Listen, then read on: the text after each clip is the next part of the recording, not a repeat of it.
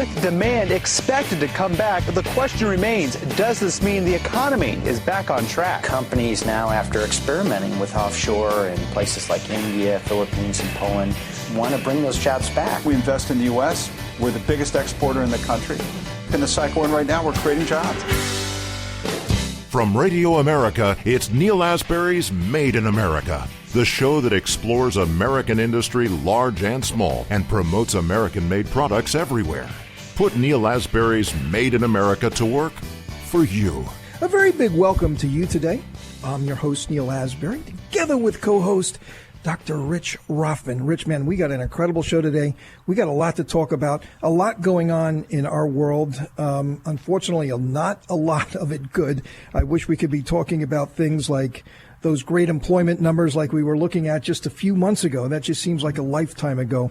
But another 3 million people applied for unemployment this week. Absolutely mind-boggling. And if you take a look at some of these numbers, 16% unemployment, 20% unemployment, 25% unemployment. It's just scary. It rips your heart out. And we got to get this country going in the right direction. We got to get people back to work. People are wanting to get back to work. We got to find a way to get our people back to work. Well, it appears that people are starting to read Grapes of Wrath again. Because, I mean, I don't want to say anything, but we're getting pretty close to that. If you look at the numbers of folks that are out there and they're not functioning right now, the numbers are very scary. It's very frustrating to look at those numbers and say, my God, you're right. Just, 60 days ago, we had the strongest economy in the world, the best unemployment in the world, in the history of the United States, for that matter, the best growth in the United States you can ever imagine since World War II. And now it's all sidelined, waiting for it to come back. And that's going to be how it's done. That's going to be very interesting to watch. And it's not going to go back to what it was. So let's just kind of get that out there. But it doesn't mean that has to be bad, because there's going to be a lot of opportunities out there that people might not be thinking about, or it might not be, sort of the direction that young careers were going. But, we got to bring these ideas out there and we got to put them forth, because there are going to be jobs, and there's going to be great jobs out there. But maybe not in a traditional sense of the college-type jobs, because I don't know about that. I mean, even before this, college education, liberal arts degrees were quite worthless. But as we know, we're big fans of apprenticeships. We're big fans of trade schools and technical schools and the type of jobs and the path that they offer for many, many millions of our young people. I started as a music major, and, I didn't end up in music. I love music, but, through twists and turns, I stumbled on becoming an entrepreneur. And then from that led me to be an American manufacturer. And I'm very proud of that. I got 5 factories in the U.S. I employ hundreds of people. And even today in COVID-19, we're still working. We're an essential business, and we're making things right here in America and employing a lot of people. Our first guest also didn't plan on being one of the most successful actors of all time in terms of box office receipts. You know him very well. You've seen him. We all love Cheers, but he's done much more than that. He's worked extensively with Pixar, has done, I believe, every one of their films except one he's been in. The Cheers opportunity was his first audition. I mean, he wasn't a trained actor. In fact, worked as a carpenter, if I got that right. How we all stumble upon things and then find our calling. And that is absolutely true with John Ratzenberger. John, welcome to Made in America. Oh, thank you. Thank you. Can you hear me okay? Oh, yeah, we hear you well. You're coming in loud and clear, and we're really, really honored to have you with us. And we're very honored that you are a Made in America guy, and you are I've got a vocational school, technical school, and out there working with our high school kids. So tell us what you're seeing, John. Well, somebody once told me that I have Made in America stamped on my forehead, and I was always very proud of that, the feeling of that, because I lived overseas for 10 years, and, boy, you want to fall in love with America, go and live overseas, and you'll see how America, the strength of America, provides peace throughout the world. And the real strength of America is, you and I both know, is manufacturing. It's not actors, I'm sorry to say. I mean, if every actor, if Hollywood disappeared overnight, all our families would be sad, but the country wouldn't skip a beat. But if all the plumbers and carpenters and truck drivers just decided not to go to work for a couple of days, the civilization would screech to a halt. So that's why I do what I do, and I give talks around the country that I don't even use the term blue-collar worker anymore. I always use the term essential worker, because without the people that bang the nails, etc., we're stuck. We're in big trouble. Well, you're 100% correct. And we've been advocating this quite a few times on the show over the last few years, that, someone can get a degree in 17th century literature. That's great. I actually studied that when I was at Syracuse. But it's not going to guarantee you a job when you get out. And in this day and age, things have really changed drastically. And I got to tell you, people come to my home and they're making a lot of money. You cannot get along without people who understand air conditioning. That's a big job. Down here in Florida, huge. Make a lot of money. You can't get along if your car can't get fixed. Try going and get your car fixed. It's a fortune to get anything fixed on a car because there's so much technology in it. So there are jobs that are aching for people out there. And I think what's really great, John, is that you're connecting the dots that, young men and women have a job waiting for them if they can get through this apprenticeship program and learn the trade. Sure. And you know what? It's not a bad idea to learn a trade anyway. I mean, I have a degree in English, and so I was the only carpenter on the job that could quote Chaucer, the Canterbury Tales. But it always seemed to me that it's better to be someone who is well-rounded, it's like if you went back to let's say the early 1800s, just to pick a date. Now, if you were, let's say, a doctor, well, you have to know what a doctor knows, but how would you get to where you're going? Well, you probably have a horse of some kind. So you had to know about horses. You had to know about the care and feeding of horses. If you had a wagon, you had to know how to repair the wagon. You probably didn't have central heating, so you had to know what kind of wood to use for your wood stove. You see, in that way, you were just, I think, a much more interesting person because you had to know a lot of different things. No one specialized. What you specialized in was life. And, John, John, I recently gave commencement address at a vocational school up in New Jersey. And, there were several hundred kids and their parents there, and it was a really big deal. They were graduating, they're going on. And there was a young lady that talked before and she was going to beauty school, the vocational school for beauty, to be a beautician, right? And, right. She talked about how important that experience was going to this vocational school. And it looked like 5 or 6 high schools in North Jersey sent their kids to this one vocational school. And she talked about how everybody looked down on them. All the kids that were getting on that bus to go to vocational schools. And there were kids there learning welding and mechanics and electricians and all kinds of things, hospitality. And she said that they all looked down on us because we got on that bus to go to a vocational school. Let me tell you, this country's in great trouble if that's our culture right now. It's in great trouble because I lived also in Asia for 20-odd years. The Taiwanese get it. The Koreans get it. The Germans get it. They know how important vocational and technical schools are, apprenticeships are. But in this country, it's a stigma. And it just was terrible to hear this girl tell her experience of how the other students looked down on the kids going for this type of training. Yeah, and Hollywood is responsible for a lot of that. I mean, if you look at any film made in the last 30 years, whenever a plumber came on the screen, or a carpenter, or a mechanic, they're always depicted as being idiots in one shape or form. And other countries realize that they're part of the tapestry. It's when I was 14, I decided I wanted to learn how to build a house and everything in it. And I did. And I can't understand why parents don't encourage their children to learn a skill, to learn a trade. It's fine to be a psychologist, but it'd also be great if you could fix your own screen door. John, the interesting thing is last weekend, I saw a friend of mine who's a contractor up near Boca Raton, and he builds homes that are 8,000 square feet, along Highland Beach and stuff like that.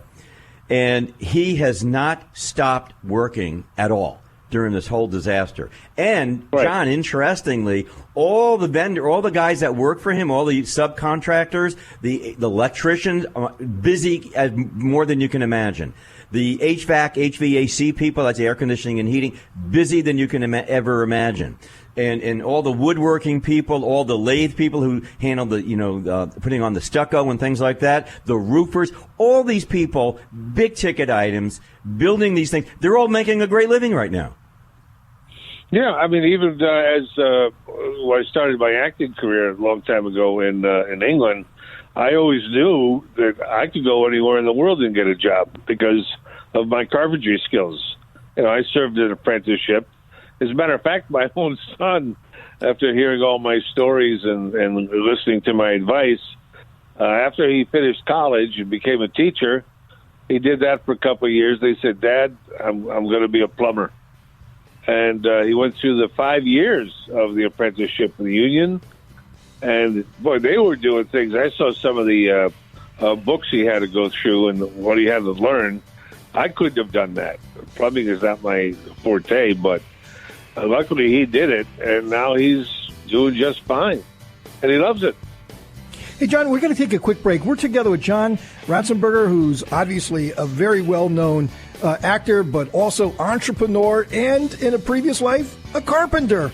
He's with us right now. We're talking about Made in America. We're going to bring our manufacturing jobs back, and we're going to talk with John about how to do that. Stay with us. Made in America.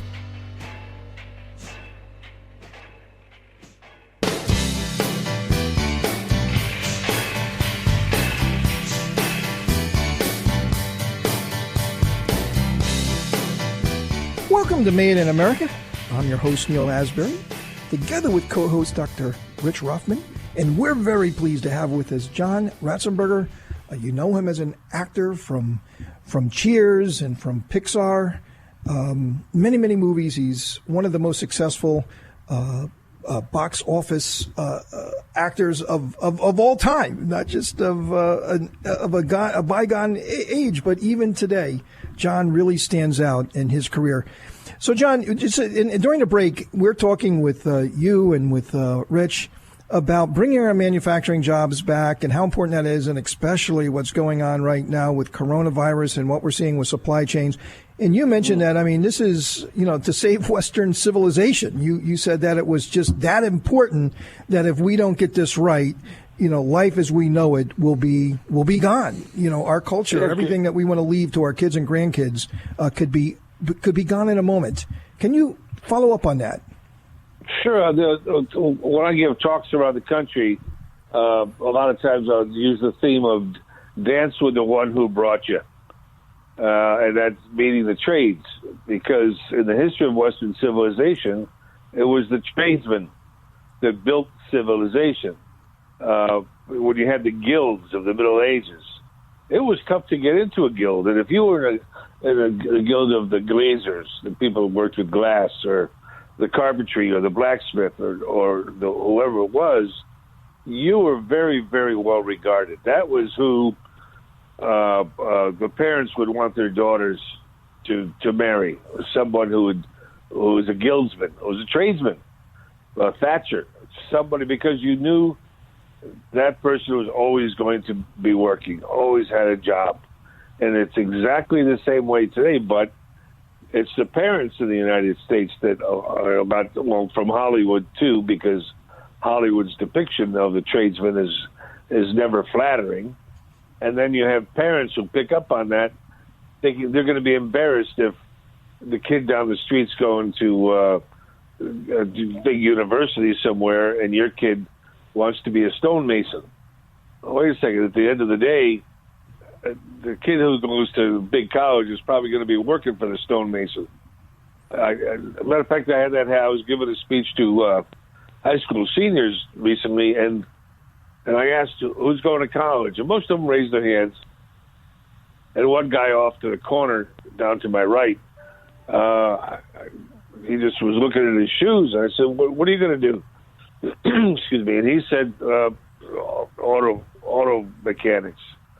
And everybody else started laughing because he said auto mechanics. And so I pretended to go along with the majority. So that's funny because after 4 years, when all of you are going to be paying back your student loan, this guy's going to own his own house. And you're going to be paying him to fix your cars. So who's the joke on here? Well, you know what's interesting, John? When you talk to these kids and you get them all excited about allowing themselves to find their way through life. I think it's sort of like, your own children felt that way. But you do have to find your own career path. I think that's a very important message to get across. You should be able to fulfill what you want to do in life because you enjoy it, it makes you feel good, and it gives you a chance to fulfill your goals, your aspirations, and create a path. So let me ask you a question. You were appointed to President Trump's task force on apprenticeship expansion. That must have been an interesting experience. Oh, so what's going on with that? Do we have a plan? Yeah, as a matter of fact, thank God that Trump is our president because I have gone to 2 other administrations. I've been doing this for a lot of years, trying to get people to pay attention to the trades and how important the trades are. But the prior 2 administrations to this one, they looked at me like I had lobsters coming out of my ears. But Trump got it because he's a builder. He understands construction. He understands how important it is to have somebody not only to operate the bulldozer, but somebody to fix the engine of the bulldozer. But even speaking of bulldozers, even those companies that build those machines are running out of people that know how to operate the machines.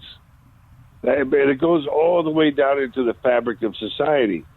So in past generations, it happened naturally.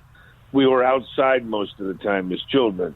Well, what do you do as a kid? You think you're playing, but you're problem solving. You're fixing your own bicycle or building your own bicycle. You're climbing trees, maybe building a tree house, maybe building a go-kart yourself. But there's no parental interference.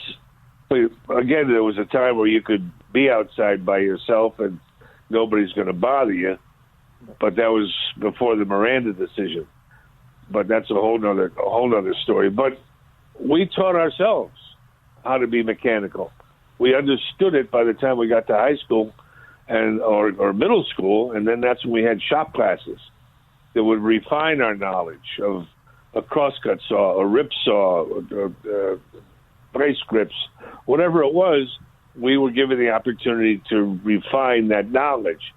But John, a lot of that is gone now, though. I mean, because of budget cuts, a lot of schools have just, in my high school, we used to have metal shop, wood shop, and all of that. It's gone now.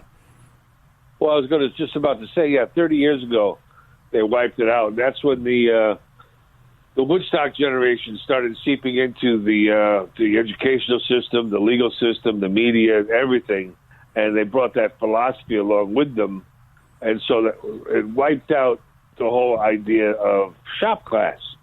But also think of it this way: if you're a conspiracy theorist, if you were a political party and you wanted the people to to be reliant on the government, that's the first thing you would do. Take away their skills. Because if I give young people, 7th, 8th graders, the foundation of welding or woodworking or auto repair, they're not going to need the government because they can take care of themselves. But if you eliminate any chance of them relying on their own skills and acumen, then they're going to have to rely on the government. John, we're going to have to end it there, but I mean, wow, what a great conversation. That's a hell of a way to end the segment. I mean, we're going to get you back and follow up on that because Rich, like you, he's got a lot of conspiracy theories as well. Something definitely worth following up on. Hey, John, thanks for being on the show. You've been a terrific guest, and keep up the great work. Okay, I could add to that conspiracy theory if you got a second.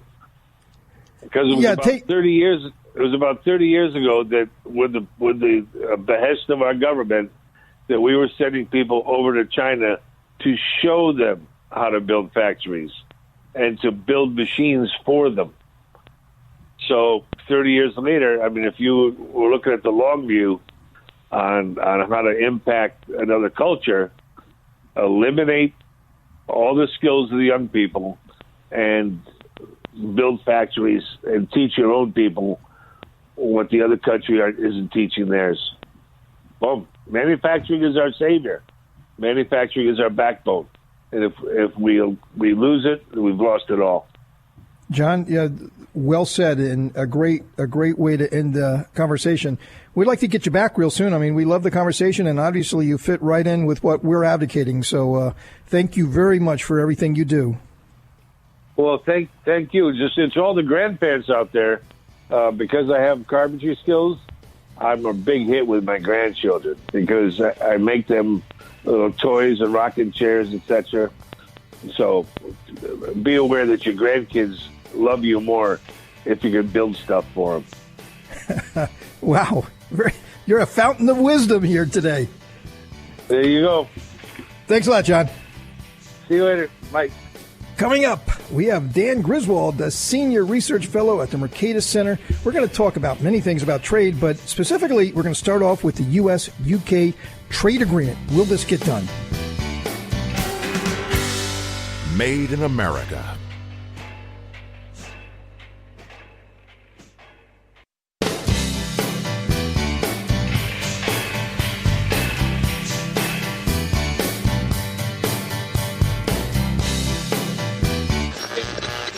Sharply higher at the open, stocks continued to perform well over the course of the day Tuesday. And I think that bodes well here over the next couple of years for having bigger demands coming to this country. Now, more of Neil Asbury's Made in America. A very big welcome to you today. I'm your host, Neil Asbury, together with co-host Dr. Rich Rothman. Hey, John Ratzenberger, what a heck of a guest. I mean, he was really great. And, when I'm thinking back now, to Cheers and, he was in Cheers. His first audition ever, he lands Cheers. And look at all the folks that came out of that production. Absolutely amazing. But then he went on to do every Pixar film except one. He was in Star Wars. I mean, he took that, sort of accidental acting career and he really turned it into something. But then from being an actor, he becomes an advocate. And there's something bigger than just being an actor, right? So his advocacy is bringing manufacturing jobs back to America. It's vocational schools. It's, he started life as a carpenter. It was, hey, we need more people who work with their hands and do things. And we just don't have that culture in our country. And so his mission in life right now is to go around high schools around the country and tell kids that it's great to be a tradesman. There's not a stigma behind it. In fact, you're the smart one versus people going to college and getting these very expensive degrees that they'll never use. Well, what's interesting is the kids relate to him and they have no idea about who he is. The show Cheers, because it's way before their time. Yeah. I mean, talk about before millennials. This is really a long time ago.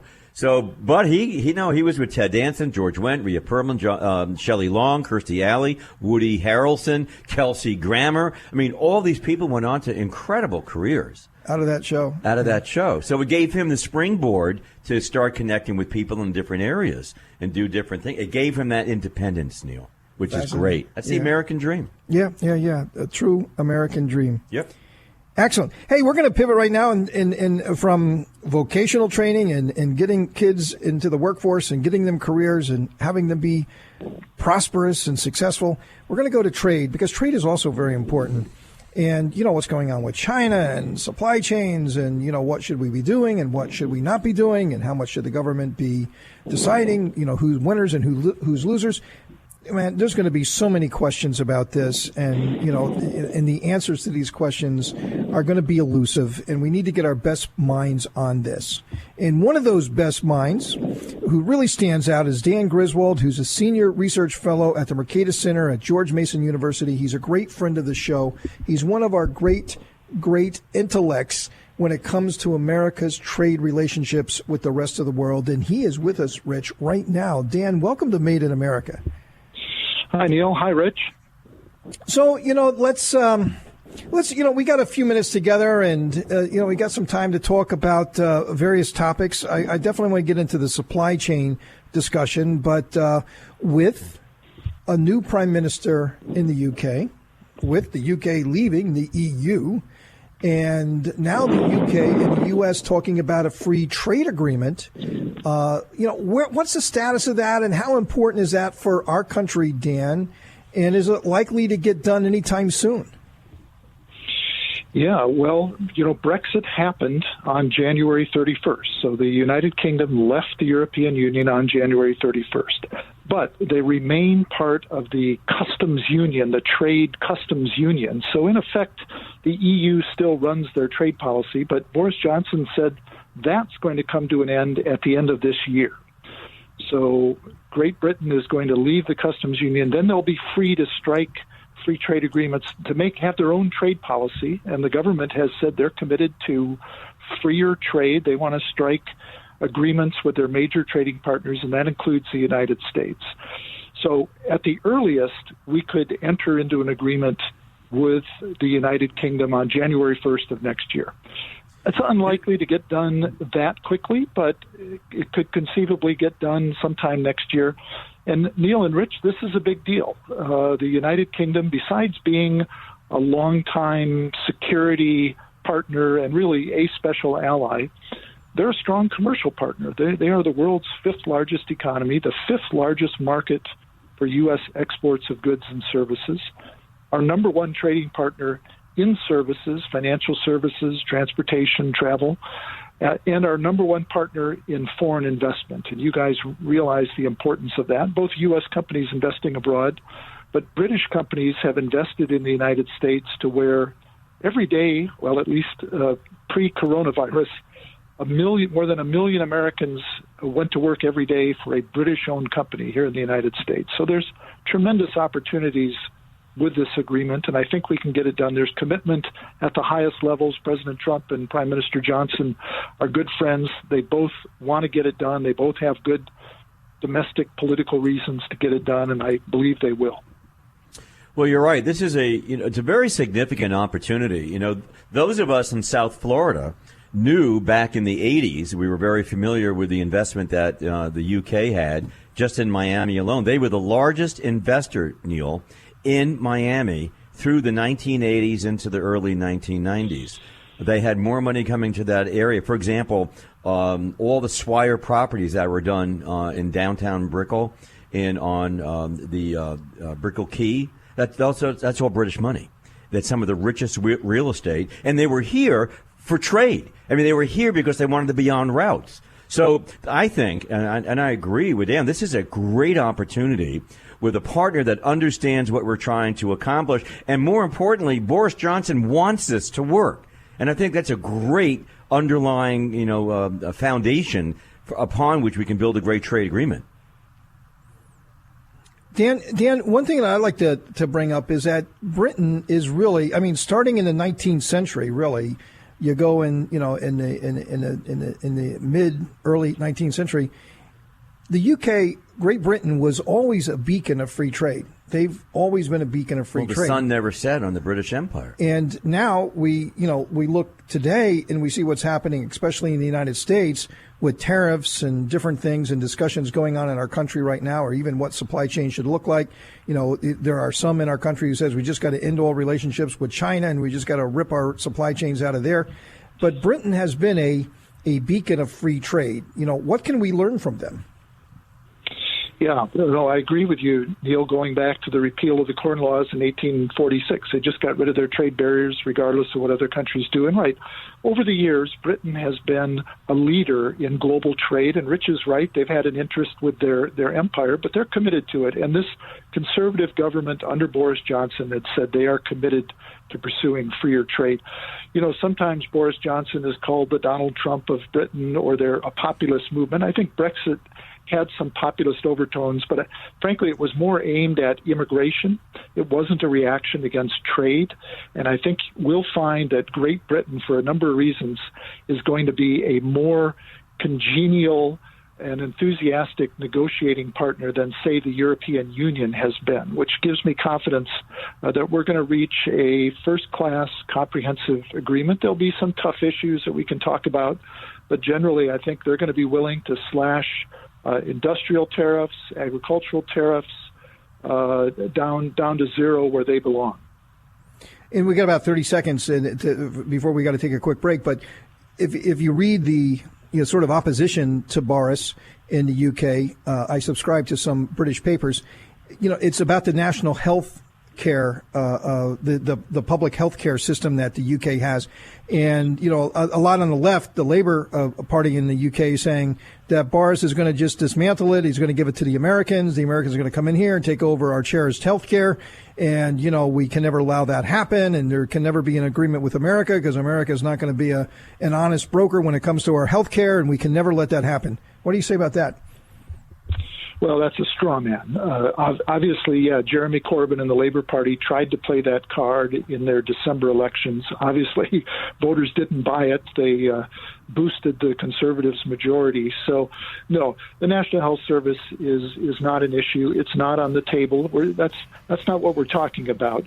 There may be some discussion about their intellectual property approach to U.S. pharmaceuticals and opening the NHS more to contracts with U.S. companies, which they already can contract with the NHS. But no, the British like their nationalized healthcare system, and this agreement won't change that at all.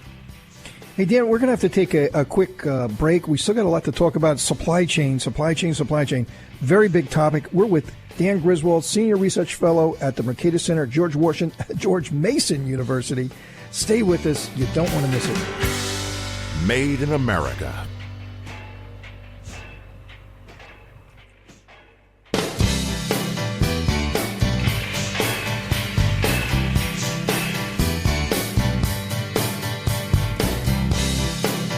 Welcome to Made in America. I'm your host, Neil Asbury, together with co-host Dr. Rich Rothman, and we are having a fascinating discussion with Dan Griswold from the Mercatus Center at George Mason University. Still a lot to talk about. And Dan, let's talk about supply chains. I really, really want to get your thoughts about this. There is a lot of anxiety about China right now. And, how far should we pursue that? And, there's some that, wants to make it incredibly punitive and, cut off all relations and rip the supply chains out of China and damn the torpedoes and just to do that.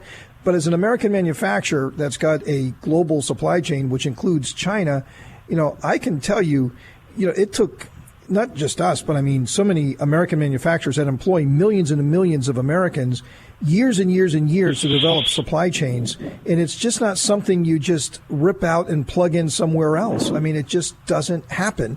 The tens and tens of millions and billions of dollars to do that, and the time that it takes, and all the certifications and regulation and everything that has to get done before you can even have a product that you can sell in the United States. I just don't see how realistic that is doing. It has to happen over time, but it's not going to happen overnight. Yeah, Neil, you and Rich have such a good understanding of this, and you're exactly right. Supply chains have been a great blessing for U.S. companies. It's allowed U.S. companies in the auto sector and just a broad range of manufacturing to be globally competitive, to manage their costs and to create final products. You look at the iPhone.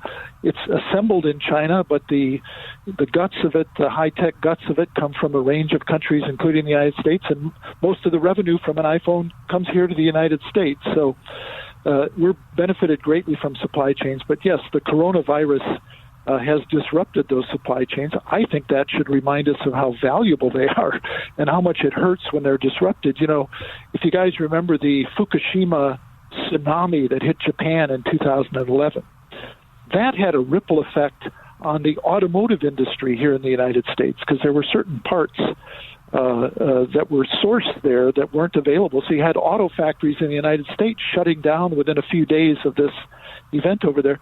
The lesson there wasn't to shut down supply chains and bring all the manufacturing to the United States. It was to, and this is a basic lesson of business, isn't it, to diversify, to have a range of suppliers, both domestic and around the world.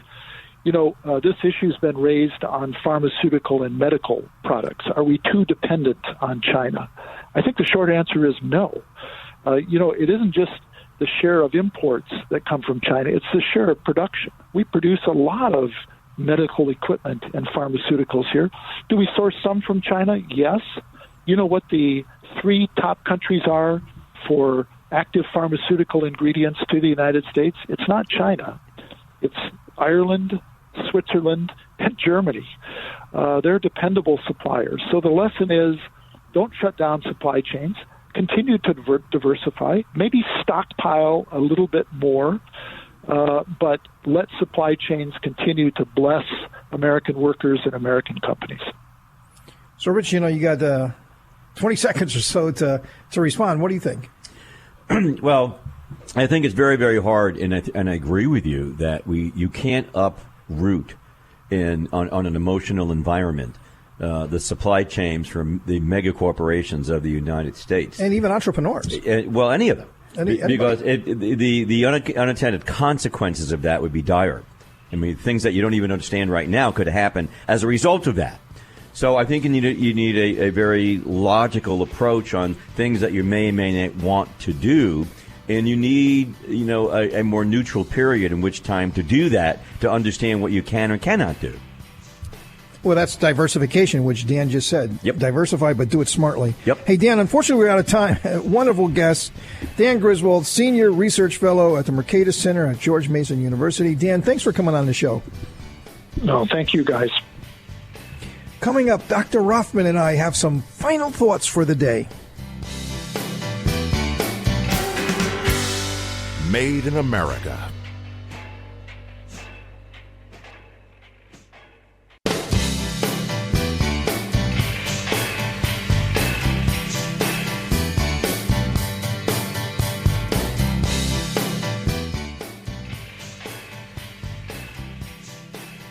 Welcome to Made in America. I'm your host, Neil Asbury, together with co-host Dr. Rich Rothman. Rich, we talked about trade a lot of times on a lot of shows for over the years and had some really, really wonderful guests over the years to talk about trade. And it was always a complex issue. It was always a complex issue. And it's always a very politically charged issue. But in the age of coronavirus, trade has gotten so much more emotional, so much more complex. And, we just need cool heads here because there's a lot at stake. And we got to understand that American manufacturers are part of a global supply chain. And a lot of people like to say, make everything in America, but we can't. We're not ready for that. We're not ready for that. We don't have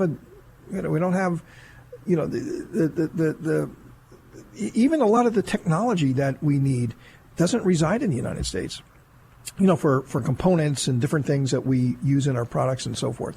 I'm an American manufacturer, and it would be devastating to us as American manufacturers to say, we're just going to stop China, or we're going to stop Asia, we're going to stop wherever.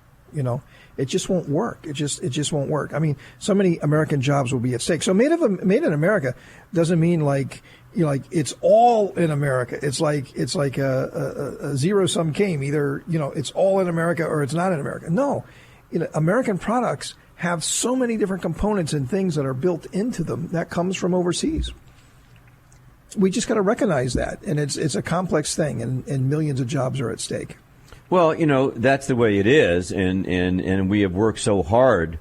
The concept of globalization is really a unification, and it really gives an opportunity to... It shouldn't be a bad word, Yeah. It shouldn't be a bad word, because why global? Why can't we live as a family? We're going to have to. The world's smaller, and it really is. And we find out now with the coronavirus how quickly the world is now integrated with each other. We're not going back to the 19th century when it took, a month to get from the East Coast of the United States to Europe. We're not going back to that world. That world does no longer exist.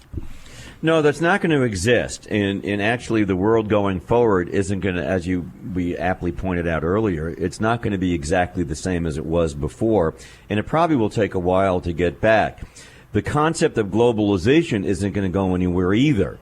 How people look at it may change a little bit, and they may have more views on it.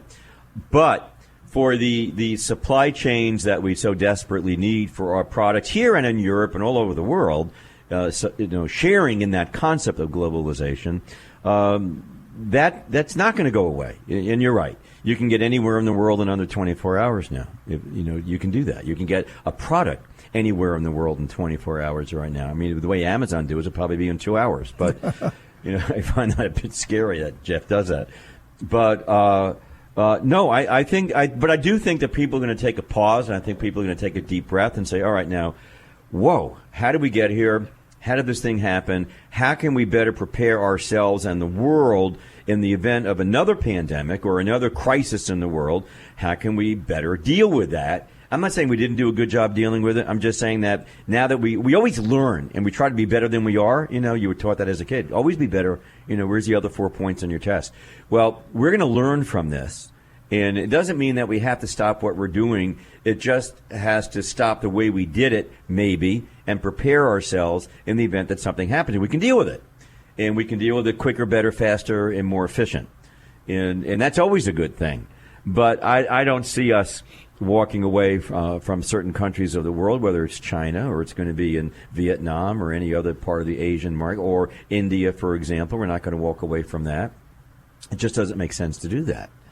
One thing to just kind of end the show on is that the PPP money, it's good that Congress now has kind of filled up the kitty for money that people did not get it. That money is going very fast. The next $350 billion that, after the first amount of $350 billion went like within 8 or 9 days. Mm-hmm. Half of this next $350 billion is already committed, and it's been a week. So, I mean, there's a lot of desperate small companies out there. But what also has happened is that the very first criminal case has been filed, a fraudulent case for people getting this money that shouldn't and did not qualify and should never have applied. They committed fraud. And it says it on the application. Yeah, so it will be fraud. Let me tell you, it's going to be hundreds of millions, if not billions of dollars of fraud that we're going to see in that.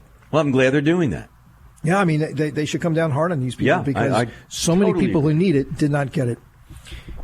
Hey, Rich, great show today. Really great guest. Loved having John on and Dan. Wonderful people out there advocating for a better America. We really appreciate that. I appreciate you. But unfortunately, we're out of time. But we're going to be back again next week for another adventure of Made in America, where we never stop fighting for your jobs.